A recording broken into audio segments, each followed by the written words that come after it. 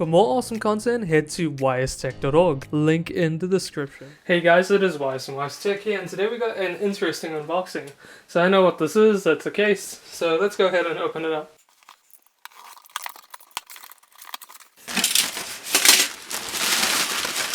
Cool. So just the right size that I needed. So this is a tiny Micro ITX case. It actually comes with a power supply, but I won't be using it. There you go. So I'm not sure what the model number is, but I'll take a photo of it, and if you guys can identify it, that's great. Or if I can find it on and put it in post-production, that'd be pretty cool as well. So it comes pretty well packaged with lots of bubble wrap. Yeah, I mean that's a pretty good nick. Overall, it's only about 30 centimeters, which is good. Missing the thing here, but that's alright. On/off button.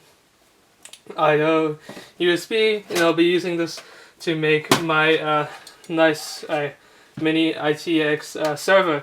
So yeah, I mean, I'm guessing the motherboard goes in here. I can see 4 standoffs. Unfortunately, no screws, so I'll need to use some of my own. But I'm gonna get a screwdriver, and this looks like the top panel to take it off. I'll grab it and I'll open it up.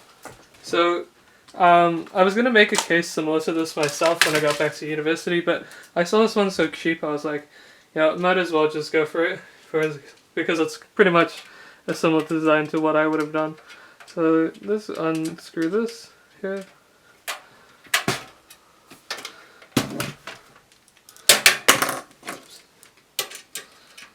Sorry, it's kind of hot in this room.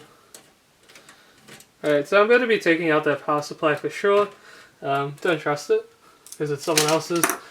Okay, so the whole thing just comes out. Alright, so there we go. I did not know that. One screw holds everything in. And cool, so it comes... Okay, well this power supply is not going to be good enough for me, in any case.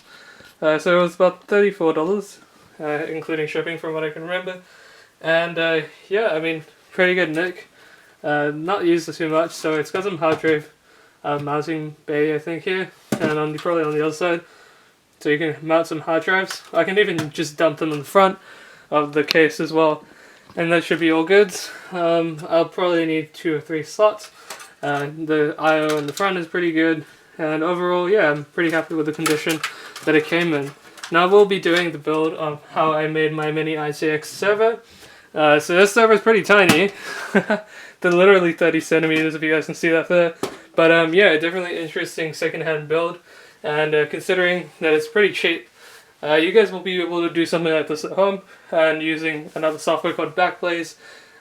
Yeah, so you'll be able to back up everything pretty sweet. So I hope it's working. I'm pretty sure it is. I probably won't test that power supply out. Probably just chuck it on TradeMe for like $5 saying as is where is. And yeah, I mean, that is pretty awesome overall. And it also has one PCIe bracket at the back as well, which is a bit weird. But yeah, I'm going to be using integrated graphics on this guy. I don't know if my motherboard came with an I/O shield, so I have to check that out. And I hope it really did. Otherwise, I'm going to be in a bit of a pickle there. But that's alright. Yeah. So actually, the front I/O is missing one for the audio, but that's alright since it's a server. I'll never be using the audio.